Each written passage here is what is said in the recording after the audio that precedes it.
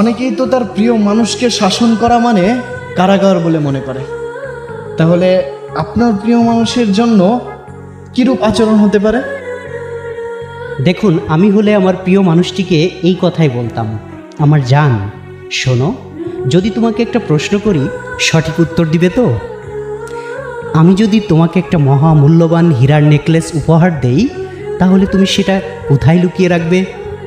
সে হয়তো মুচকি হেসে বলতো, আমার সবচেয়ে নিরাপদ আর গোপন জায়গায় রাখব, এবং প্রতিটি মুহূর্তে চোখে চোখে রাখব, যাতে কোনো চোর ডাকাতের নজর না পড়ে। কারণ যে জিনিসের দাম যত বেশি, তাকে তত বেশি যত্নে ও আড়ালে রাখতে হয়, ঠিক না? আমি তার উত্তরে বলতাম, হ্যাঁ ঠিক বলেছ, তুমি একদম সঠিক উত্তর দিয়েছ। এবার আমার অন্য আরেকটি প্রশ্নের উত্তর দাও।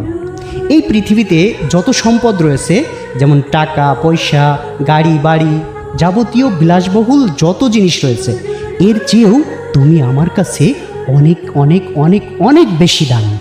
তুমি আমার জীবনের সবচেয়ে মূল্যবান সম্পদ। তাহলে বলো, আমার জীবনের এত বড় মূল্যবান সম্পদকে আমি কোথায় লুকিয়ে রাখবো? নিশ্চয়ই এমন এক জায়গায় যেখানে কোনো বদনজর চোখ পড়বে না, যেখানে সারাক্ষণ পাহারা দিয়ে রাখবো, যাতে কোনো খারাপ নজর বা অবহেলা তোমাকে একটুও ছুঁতে না পারে। তবে হ্যাঁ, এই পাহারা দেওয়া আর আগলে রাখার মানে এই নয় যে আমি তোমাকে কোনো জেলখানা বা কারাগারে বন্দি করে রাখছি। কারাগার আর সুরক্ষার চাদরের মধ্যে আকাশ পাতাল তফাৎ রয়েছে। জেলখানায় রাখা হয় অপরাধীকে, আর পরম যত্নে নিজের হৃদয়ের সবচেয়ে গভীরে আগলে রাখা হয় জীবনের সবচেয়ে পবিত্র মূল্যবান সম্পদকে। আর সেই মূল্যবান সম্পদ শুধুমাত্র তুমি।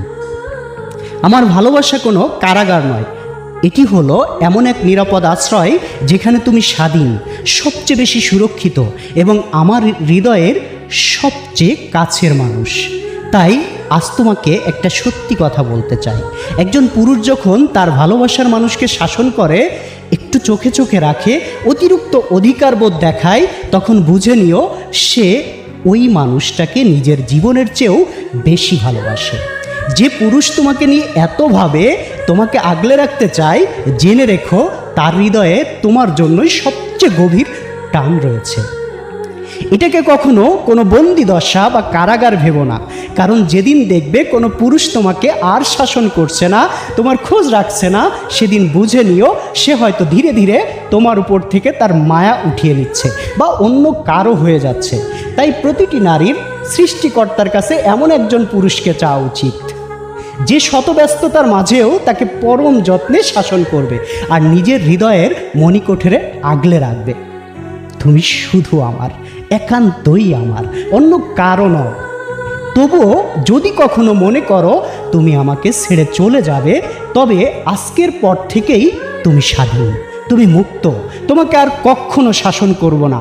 শুধু মনে রেখো, আমার চেয়ে বেশি ভালো তোমাকে এই পৃথিবীতে আর কেউ বাসবে না। তাই সব অভিমান ভেঙে আমার এই হৃদয়ে সারা জীবনের জন্য থেকে যাও। অনেক ভালো থাকবে আমার প্রিয়তমা রাজকুমারী।